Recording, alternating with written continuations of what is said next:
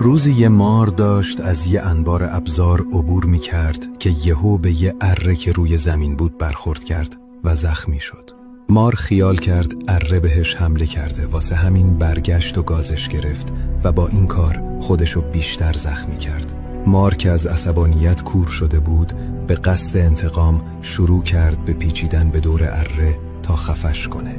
مار اونقدر ادامه داد تا خودش تیکه و پاره شد و در نهایت مرد.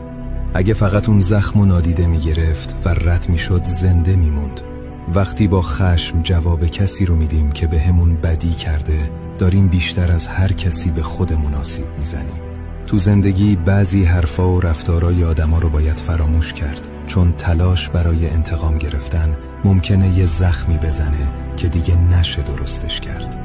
آدمایی که بهت بدی کردن رو ببخش و با این کار قدرتشون رو ازشون بگیر.